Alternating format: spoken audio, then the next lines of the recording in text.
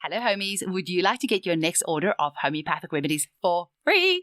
Then sign up to become an affiliate of Eugenie Kruger Homeopathy by visiting eugeniekruger.com/affiliates.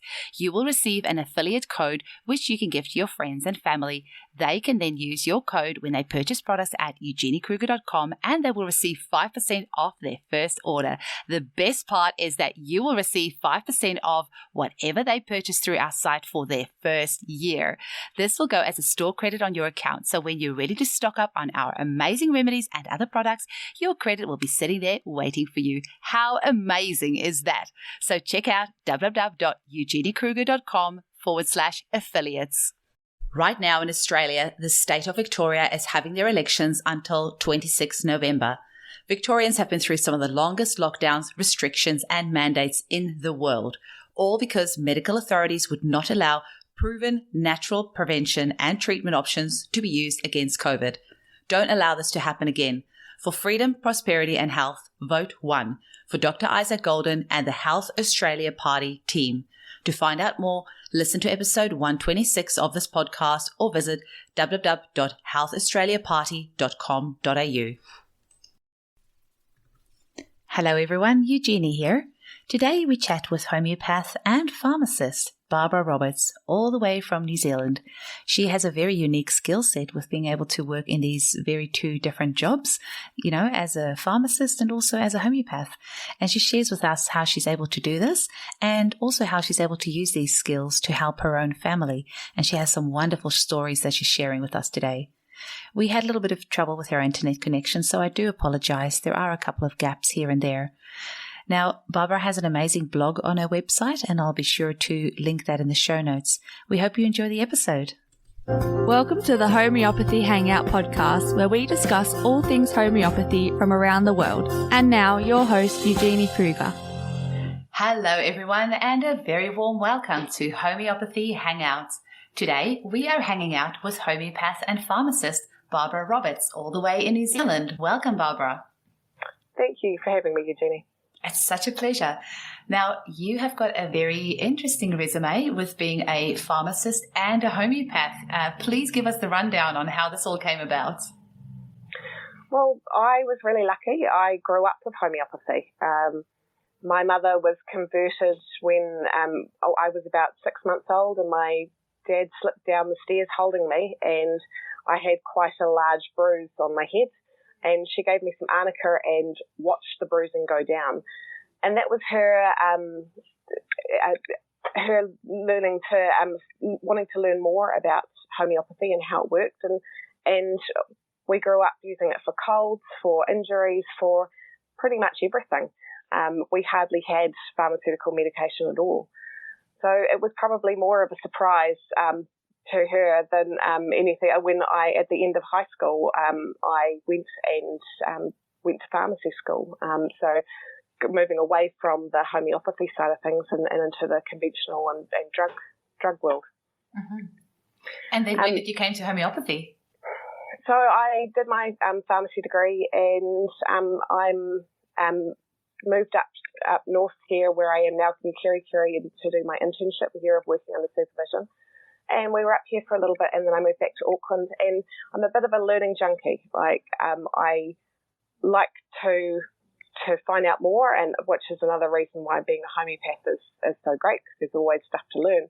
I did a short course on homeopathy through Naturopharm, and I wanted to learn more. So I enrolled in a 1-year foundation course at what was then the Bay of Plenty College of Homeopathy, and enrolled at the end of that foundation year. I enrolled again and completed the diploma. And it took me about 6 years to finish the 4-year diploma. I had 2 children and moved cities twice in that time. Mm-hmm.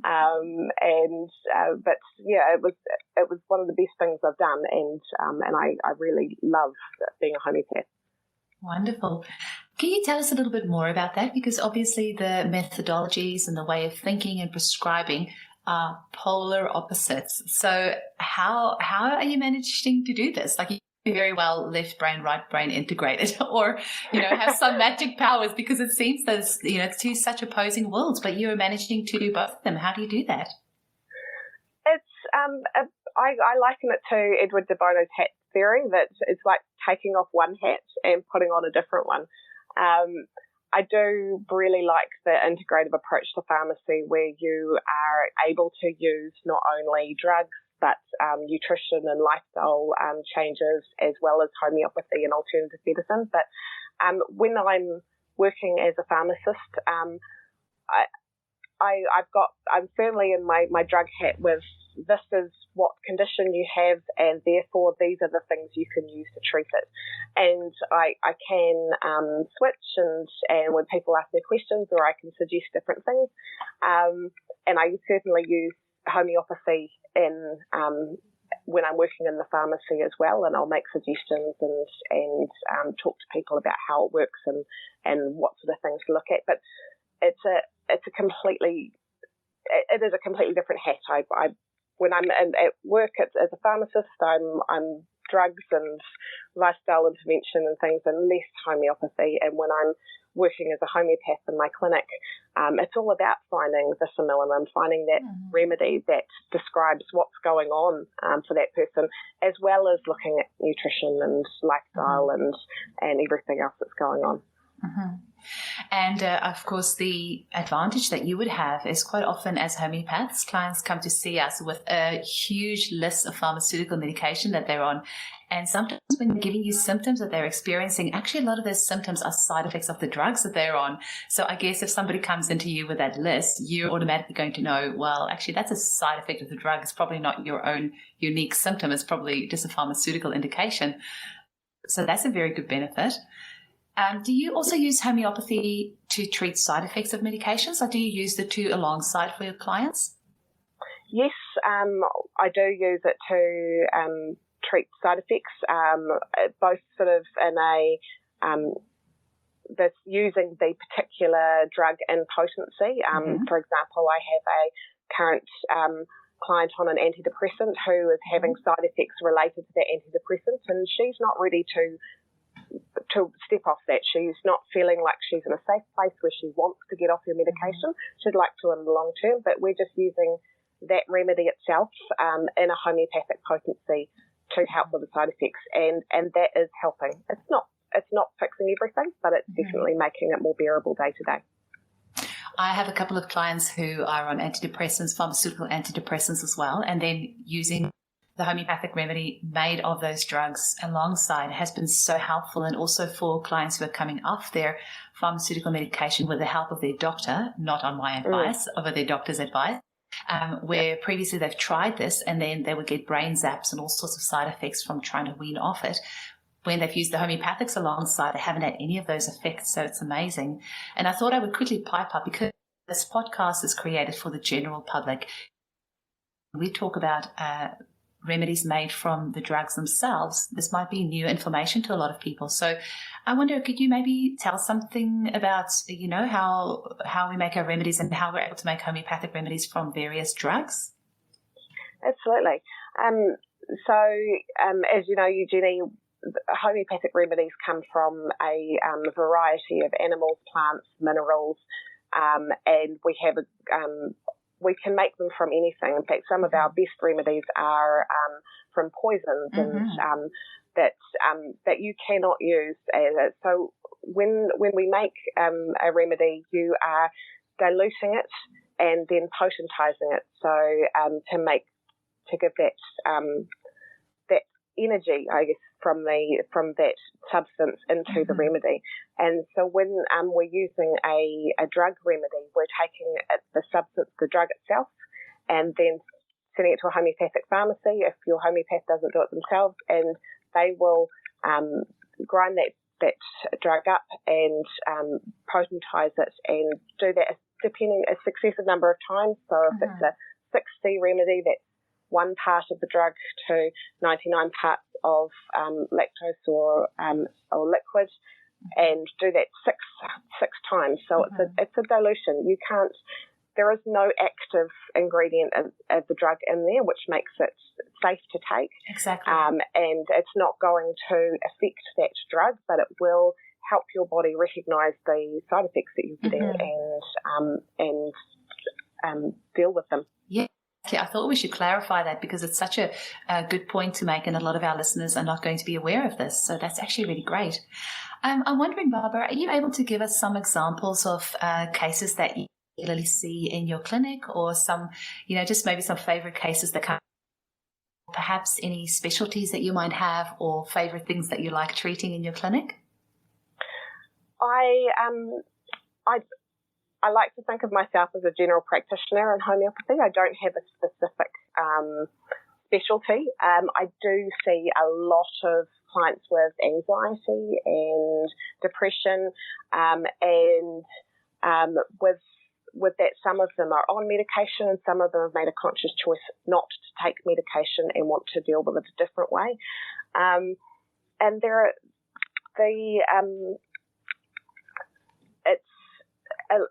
some of the thing I find with anxiety and depression is that the consultation itself, the initial consultation with me, is an hour and a half, and that is a really healing experience in itself, just having someone focus and listen to you for an hour and a half. And a lot of time, people come out of that feeling like they've really been heard. So even before they have the homeopathic remedy, that made some difference. And then I have a lot of clients I support if they want to come off medication, particularly antidepressants. And it's a really long and slow process generally getting off an antidepressant, because you can get a rebound low mood or rebound anxiety, and a lot of the time even doctors are saying, you can wean off this in 6 weeks, and it's not realistic. So, what are some of the reasons that some of your clients decide to come off pharmaceutical medication with the advice of their doctor, of course, but why? What are some reasons that people might not want to stay on their pharmaceutical medication? Sometimes they just want to be able to go back to being themselves without having to take something every day. Sometimes there are side effects, and that can really vary from sexual dysfunction is one that often makes people want to get off their antidepressants. But even just their moods aren't normal, and they can feel that they're artificially positive. And sometimes it is around wanting a change in lifestyle to address the root cause. Because antidepressants don't necessarily treat the cause of the depression, but they allow you to move through it. They have a really important place because they allow people to function and have a life without being sort of in an anxious ball or a depressed where they cannot function day to day. But addressing the reason behind the depression or the anxiety and getting to that means that they can live a full life. Yeah. So anxiety and depression, what sort of other cases do you see come through your clinic? A real mixture. I have done a lot of children with variations in behavioural disorders. Actually, I have one case I'd really love to share with you today, which was an epilepsy case. Please do. This was a few years back. I had a man in his late 20s. He had a physically demanding job with really long hours and a young family, so a lot of stress there, both with at home and with work. He'd had epilepsy for over 20 years, and he was on 2 different epilepsy medication, carbamazepine and lamotrigine, and also a low-dose antidepressant. He knew some of the triggers for his seizures, too much sugar and dehydration, but even with his medication, he was having 2 to 3 seizures a month. So he had complex partial seizures, which are when people think of seizures, they think of people shaking, and that complex partial seizures are those. He also had absence seizures, or sometimes called petit mal seizures, so where he just zoned out. It didn't appear to be there. He'd had quite a lot of head knocks to the head, particularly from the seizures, and he also had a really bad memory. But one of the most striking things when I spoke to him was his slow time to process questions. So in a normal conversation, I ask a question, they may think for a while and then they'll respond, but you can see that process. And when I asked him a question, it was like that you didn't see him process it, and it took such a long time that I wondered whether he had even heard the question. And then he would answer, and so it was every question took several minutes for him to process and answer, even if it was quite a simple question. He also had quite a lot of other effects like tiredness, and he was always tired and dozy, and he was quite aggressive. And some of that, when I looked at his medication, was a side effect of his medication, particularly the carbamazepine causes sedation and aggression, and actually it can worsen absent seizures and shouldn't be used in mixed seizures. So there was a problem with his medication as well, and and at that point I recommended he go back to his doctor and ask for a specialist referral to get that medication looked at. In the meantime, however, I did prescribe him a couple of remedies. The first one being plumbum. So plumbum is lead. Lead toxicity is something that is quite well known in the Western world now. We've moved away from lead-based paints and a lot of things, but lead has epilepsy as part of the picture, and plumbum also has specifically that really slow processing time and the brain, the confusion and memory problems. And I also gave him a second remedy, Artemisia vulgaris, which I gave him to have as an acute remedy when he got a seizure. I saw him a month later. In that time, instead of the 2 to 3 seizures that he normally gets in a month, he had one seizure, and normally he would have that seizure, and it would be that 3 nights in a row he would be in some sort of have some seizure pattern. He had one night when he started to go into a seizure, and he had the Artemisia vulgaris, and that stopped the seizure. He repeated it 3 times that night, and each time it stopped it. He had disrupted sleep, but he never had a full seizure. And the other really striking thing from that follow-up that I remember was that his brain was working faster. I asked him a question and he responded straight away, which was such an amazing change.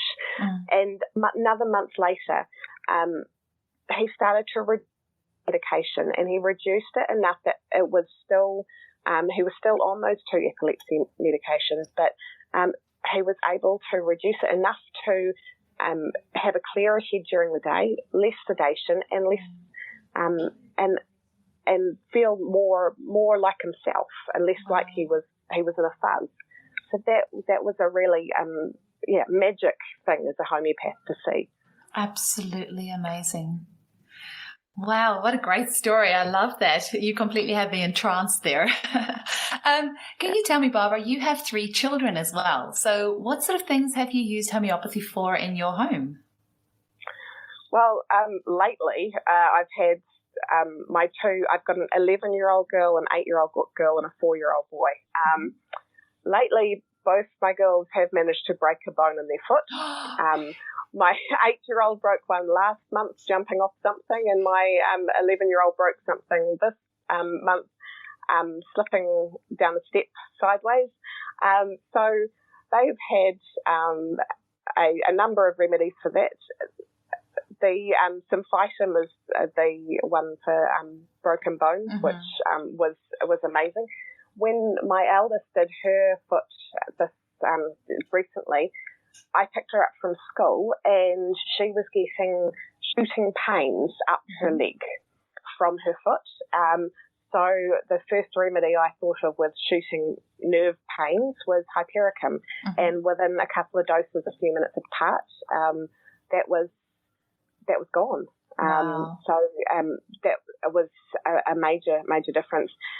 Interestingly, I gave her a choice of what she wanted to take, whether she wanted to have ibuprofen for pain relief or whether she wanted to use a combination of the homeopathic remedies, and she preferred the homeopathic remedies, and that's what she wanted to take to school to have when she needed. She didn't want to take the ibuprofen because she didn't find it as effective as the homeopathy. Wow, that's amazing. It's all about empowering children as well to take responsibility for their own health. And my kids as well, I always get them to tune into their bodies and say, okay, take this remedy, tell me how you're feeling, what do you feel your body needs? Like, I know my son, whenever he has a fever, he just completely stops eating, and it's just so amazing. So I observe him, just monitor him really closely, and I'll ask him, Joshua, what do you feel your body needs right now? And he'll be like, Mummy, funny enough, he always craves kombucha. So he'll be like, Mummy, I just want kombucha. I don't want to eat anything. And then the next day he's back to his normal self. Like, if you can teach your children to be in tune with their bodies, what works for them, what doesn't work for them, how empowering would that be, hey? It is, and it's that magic thing as well about that time and listening to them, because you're not just saying, here, you have a fever, take this. It's tell me more about it. Like, what is this feeling like? What does this sore throat feel like to you? And that listening is healing in itself. Yeah, I think that's when you grow up with a homeopath as a parent. I can imagine our children will have to ask them in a few years' time, but they already know they can't just say I have a sore head. They have to say, it's better when I lie down, or it's on my left side, or it feels like somebody's gripping my head in a vice or something like that. They know that just isn't enough. They need to give us some good details. Absolutely. Yeah. It's like playing 20 questions, isn't it? It is, hey. I do have 2 more stories from my children that I'd like to share. Oh, please do. All right. Yes, please. I'd like to say that I always ask my kids first if I can share stories about them on my Facebook page or with people, because even at their ages, this is their personal information, and I did ask them, and they were quite happy with me to talk about this. I just wanted to make that distinction first. So my eldest a few years ago had a boil come up on the side of her head. And at first she has a pre-auricular sinus, which is a small hole on her ear, which is possibly where the ear canal was supposed to form when she was a baby, and then the body abandoned that. Every now and then it gets a little inflamed, and we give some silica, and that usually fixes it. This time it didn't, and it grew, and then so I always take my kids to the doctor, even if I'm not going to follow drug advice. A diagnosis is really helpful, and they said, it's a boil. Just watch where it is because of the side of the head, and if we don't want to have any systemic infection from that. And so we did all that we could to bring this boil up to her head, and it never came up, and it was quite painful for her, and she was struggling. But then what really did is she threw a fever, and as fever can be a sign that this infection is now becoming a systemic problem, and we really didn't want her to end up with on antibiotics. So we made the decision at that point to take her to the doctor, and they cut into the boil and to drain it. At that point they said, here's some antibiotics, and I said, thank you. I don't want to use those. This is what I want to do, and use homeopathy, and I will hold on to this, and if I need to, I'll say it. And I said, okay, well, then they're quite used to me saying that. Or if you are doing this at home, I always suggest when you see your doctor, you say, I don't want to use this yet. What are the things that I need to watch out for? What is the point where I need to use these antibiotics because it's becoming dangerous? And ask for help before you get to that point. Go and find a natural health practitioner if you don't want to take the antibiotics. so that you know where your safety level is. So I, at that point, started giving her pyrogen, which is a lovely homeopathic remedy made from decomposed beef. Yes. But it's a great antibiotic remedy. And I gave her gunpowder, and we used that as our natural, as our alternative to antibiotic. I also gave her some Staph aureus, which is a remedy for when people feel like they've been forced to do something.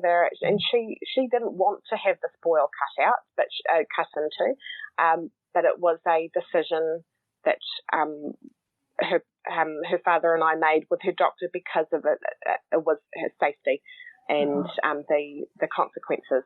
So we gave those to her, and we went back to the doctor a few days later, and they couldn't believe how fast it was healing. Now, she had a camp the following week, and we were told on the Wednesday when they operate on this boil that she would not be able to go to camp.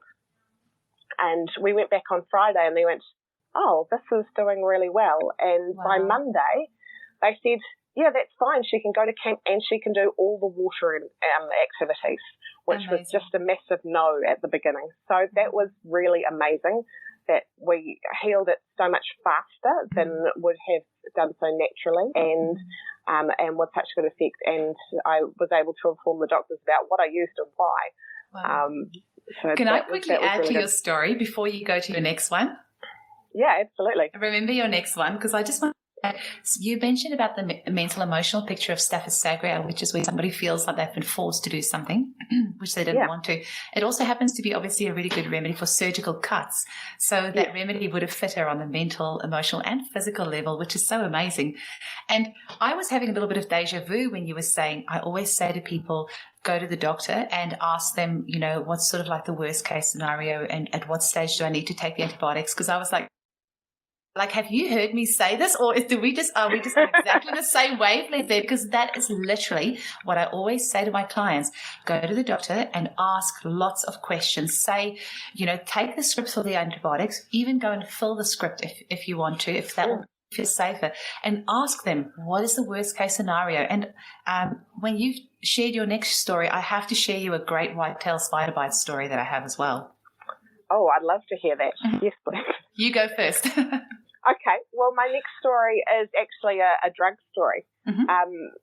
My husband does shift work, and so he has sleeping tablets, Zopiclone, in the house, and he usually takes them when he's gone away for work, so they are tucked away in his toilet bag, which in this case was in another bag and in the drawer.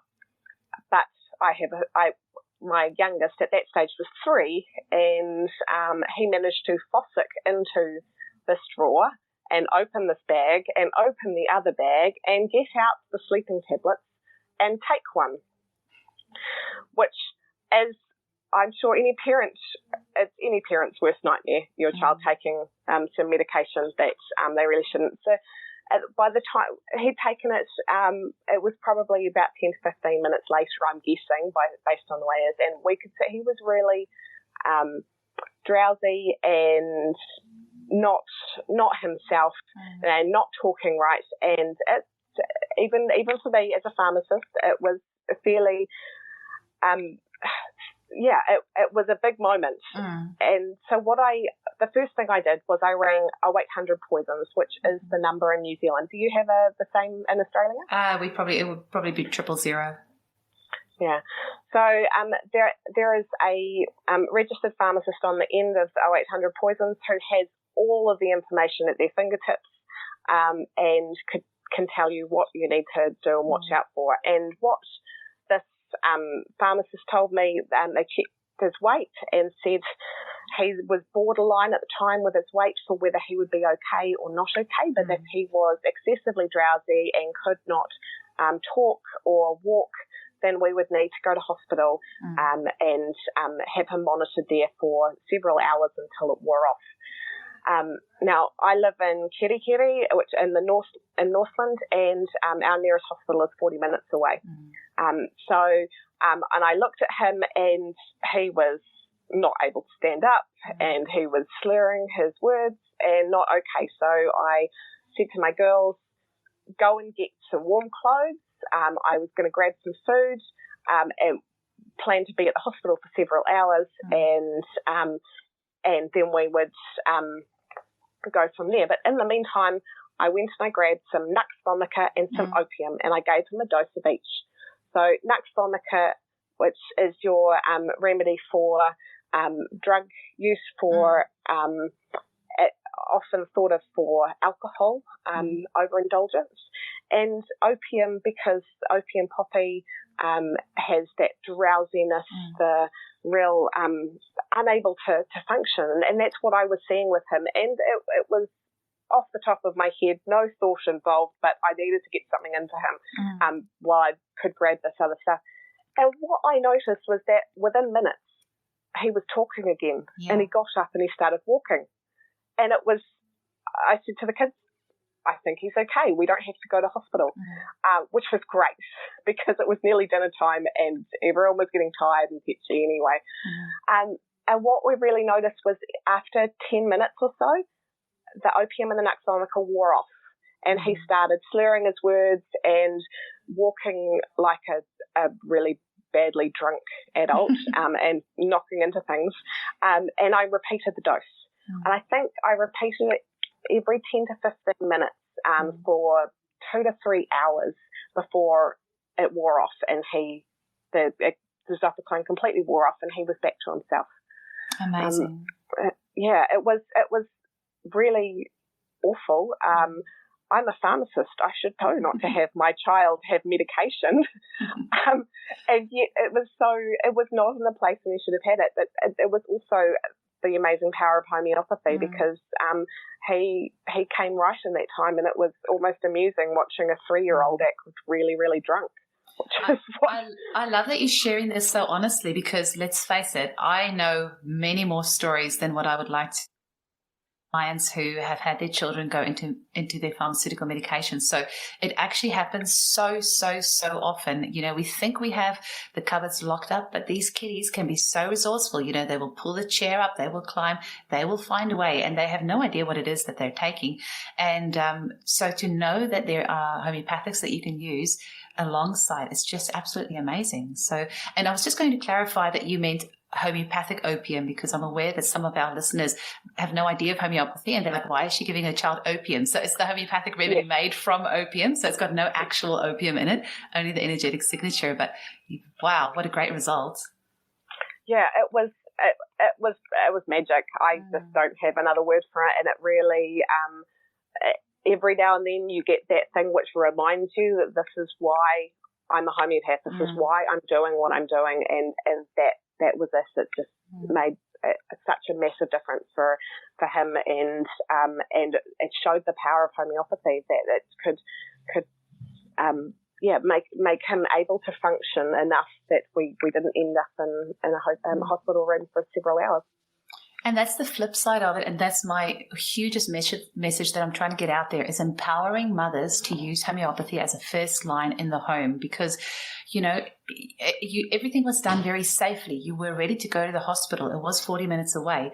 So at least you could avoid that trip at the end, because, you know, especially with COVID and everything else, I just on the way to work this morning saw a news article, and it was saying how the ambulance drivers in WA are just under so much pressure at the moment. And the medical system worldwide seems to be under so much pressure. So if us as mothers can take responsibility for our family's health by using something that's safe and effective and natural at home, we are in turn helping to relieve the pressure of those, the medical professionals, so that they can really deal with, you know, the absolute essentials that they are needed for. So I think that's actually a very responsible thing to learn homeopathy, to also then, you know, take charge of your family's health, and then you know, go to the doctor when it's absolutely necessary. But I have to share my whitetail spider story with you, because please do. Nicely. We were living in Tauranga at the time, and this was about 7 years ago. I woke up one morning and my son's ear was, I swear, like, it feels like it was 10 times the size. He looked like Dumbo. His ear was so red and so huge. And I also just want to make that distinction that my children have also given me permission to speak about their cases. I always check with them first, and that also teaches them about life. Like, they need to stand up for their own bodies and their own privacy. So I always check with them as well. So this story is in my little online course that I do, because his ear was massive. So you can probably imagine that with his huge, big, throbbing ear. I gave him Apis because I assumed that it was a red-tailed spider bite. I could see two little indents in his ear was so swollen, and then you saw these two little tiny indents. And I thought it must be a spider bite. So tried Apis, several doses, didn't do anything. And then I thought, okay, well, I'll try Leadum. Few doses, didn't do anything. And so I thought, okay, time to be responsible, go to the doctor. Took him to the doctor in Tauranga, and he said, it's probably a white-tailed spider bite. I can give you an antihistamine and an antibiotic. And I said, great, thank you very much. Took the script. I didn't fill it because in Tauranga we have there was a lovely homeopathic pharmacy. I'm assuming they're still there, called Celine Homeopathics. And they were on my way home. So I drove past there. I got the remedy that's made from the white-tailed spider. Gave him Lampona Cylindrata. Yes, maybe gave him 3, maybe 4 doses, but within an hour or 2, his ear was back. So, that was just so powerful and so amazing. And that's why I always say, go to the doctor if you are feeling out of your depth, or go and seek some professional help. But you've got the homeopathics there as a backup. And if it's not doing the job, go get some help. Yeah, absolutely. The Lampona Cylindrata is a great remedy for the white-tailed spider bite. It's things that are going sort of that necrotic, that really horrible infected. Yes. I just wanted to touch on something you said there, is that you tried Apis and gave a few doses, and then you tried Leadum. And I sometimes find mothers particularly get really worried about if I use the remedy and it's the wrong thing. And, I don't want to give the wrong thing. And that when my kids wake me in the middle of the night at 2 o'clock in the morning and they've got something happen, and I don't necessarily have the capacity to put my proper homeopath hat on and think, is this the right remedy? And so I do exactly that. You pick a remedy that looks like it's fairly good and you try it. And if it doesn't work, you try something else. And as long as you are not beating that remedy and repeating it over and over and over and over and over again, it's going to be okay. I always say, if you haven't had any change in anything, which means their mood or what's physically wrong with them after 3 or 4 doses, then it's not the right remedy and trying to change. But trying it 2 or 3 times is not going to hurt them.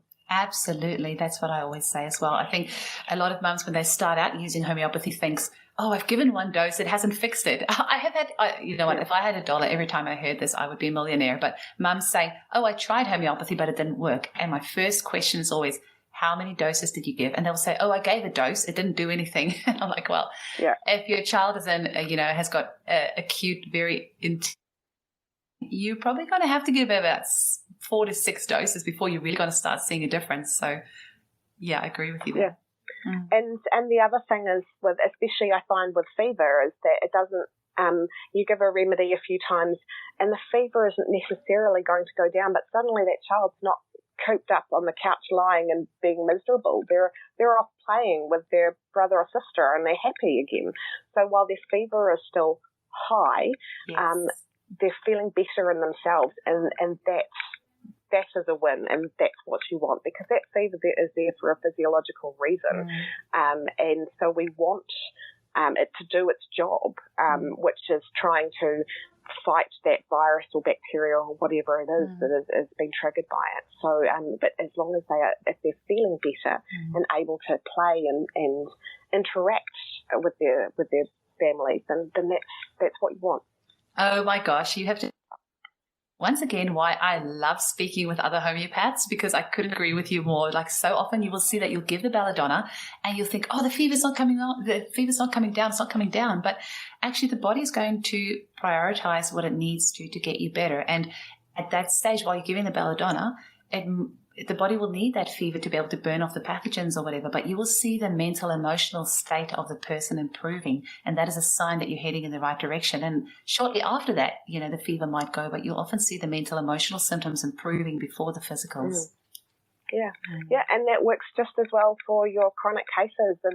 And I had a client who has had long-term depression problems recently, who last time I talked to her said, I'm really struggling because my skin is so bad. I said, yeah, but you're coping so much better with everything life. Everything else is going so much better for you, and we're wanting to heal from the inside out and from the top down. And so the fact that you're feeling better mentally and inside, the skin is your outermost layer. So we want things pushed out. We want it's frustrating because that's what everybody else sees, but that's you being healthier inside. Absolutely. Far out. I am sure that we could cover at least another, 5 to 10 hours of sharing fabulous homeopathic success stories and everything else in between. But I wonder, just before we wrap up, can you tell me what are your top 3 homeopathic remedies for you personally? Okay. Well, I'm a pulsatilla child. I was always a pulsatilla child. So for those of you who are new to homeopathy, pulsatilla is your weepy remedy, always on the edge of tears. But not only that, they're changeable. So the moods can change, but everything else can change, from symptoms that come and go and bowel motions that change, and everything that's changeable is pulsatilla's thing. And I grew up as a pulsatilla child, and honestly, I'm still at times need a bit of pulsatilla for me, and I use it with my family as well, and I love that. It's also your thick, bland discharges and your conjunctivitis, and so it's a great polycrest remedy that goes through everything. So that would have to be a favourite. Second,